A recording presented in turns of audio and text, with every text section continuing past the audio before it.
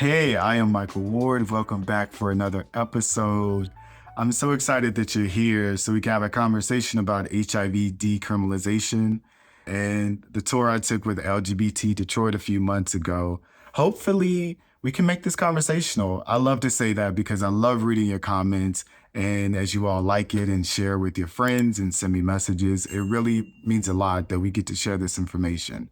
So at the end, I'll link you to resources that are hopefully helpful to you wherever you are in your community and how you can find out more because there's only so much time that we have in these short videos. So I'll try to make it as simple as possible and give you as much as I can within this. So what exactly is HIV criminalization?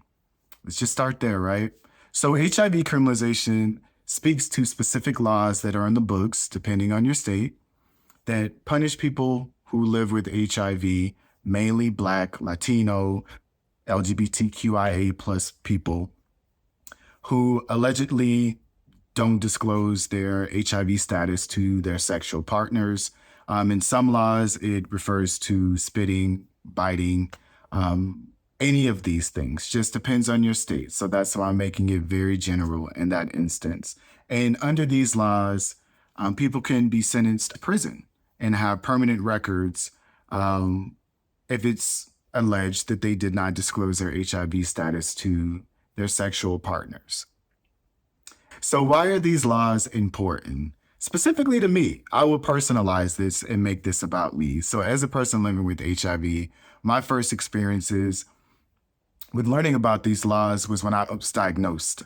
And I remember being diagnosed in the doctor's office and going through that entire process. And I remember being at the end when I was being discharged, a nurse came in and as well just slid me this paper.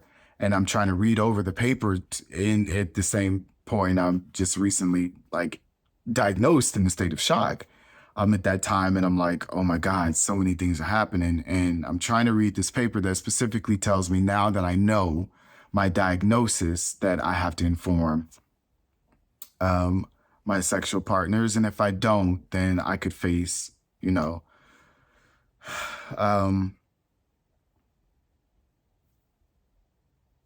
criminalization, essentially. And even in that moment, I don't really think that it registered with me at 19 years old, what exactly that meant.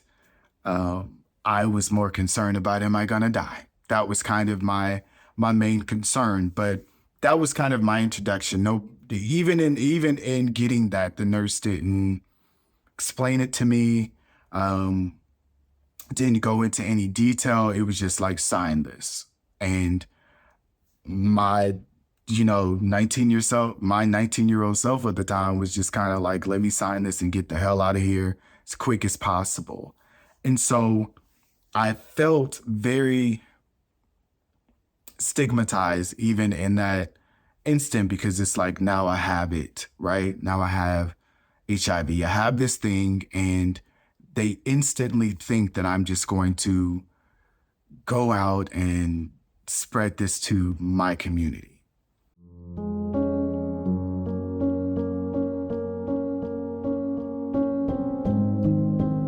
So even in learning as I've gone through the years of doing this work, of how that's impacted me, of knowing that these laws are out there and educating people is like, how can I use my voice to modernize? How can I use my voice to get these laws off the books? As we know right now, living with HIV again, let me personalize this. As I know as a person living with HIV who is in care and is virally suppressed, meaning the amount of HIV in my blood does not allow me to transmit it to any of my sexual partners, that I am still subjected to these laws, even though I cannot transmit HIV to any of my sexual partners, being that I'm virally suppressed. Other words that you may hear are undetectable that are out there.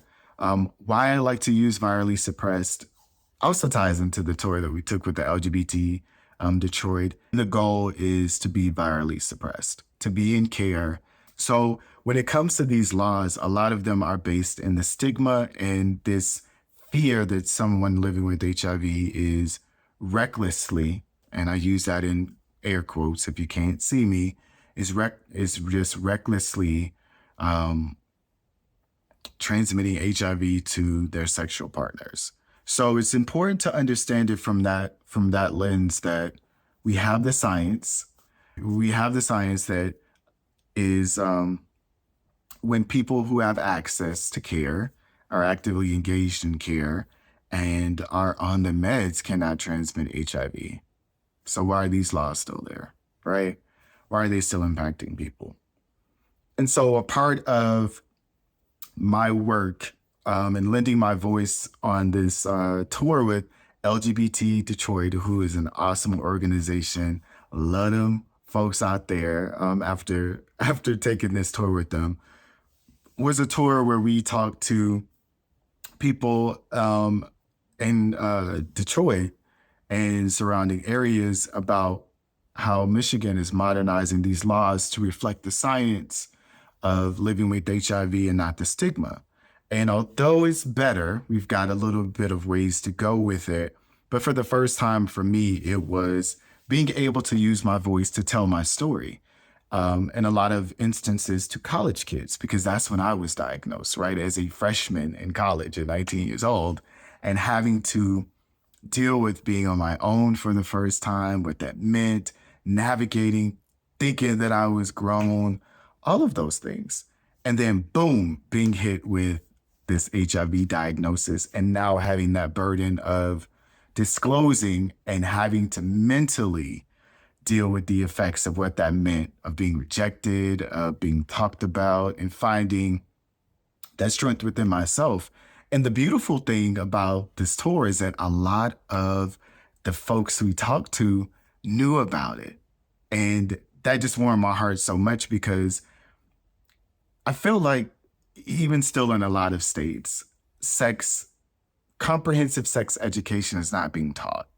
And instead of making it a fear-based message, I personally feel like it should be centered around pleasure when you're at an age to consent and make those decisions that sex is pleasurable. And you know what makes it even more pleasurable? When you do it with care, safety, and concern with who you're doing it with. And that can look like whether you want to use condoms, that can look like PrEP, that can look like treatment as prevention if you're a person who's virally suppressed on HIV, and having those conversations with your sexual partner.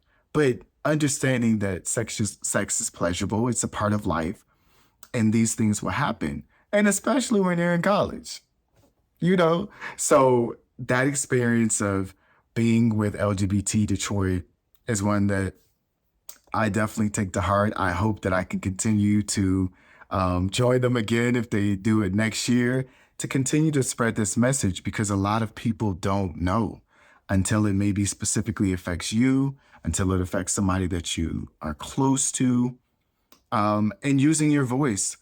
So how do you find those resources to find out the laws that may be on the books? Some really good resources to check out. If you're here in Georgia, definitely Georgia Equality. Recently, there were laws that were modernized here, so please check those out in detail. And thanks for all the fine work that they're doing over there. The Zero Project as well, the Center for HIV Law and Policy. And lastly, you're right here in a good place. On CNP TV, you can find our roundtables with healthcare professionals, activists, advocates. I'm on Revolutionary Health with a lot of these folks to be able to bring this message to you. So even right here, you can find those resources. So I want to hear from you. Again, let's make this conversational. Did you know about these laws? Did you learn something new? Has it impacted you or someone that you know in your life? So leave comments, message me if you like. Tell a friend to tell a friend, but always thank you so much for checking the video. I definitely appreciate it and all the fine work that we do on CNP TV. But as always, be good to yourself. Until next time, I'll see y'all later.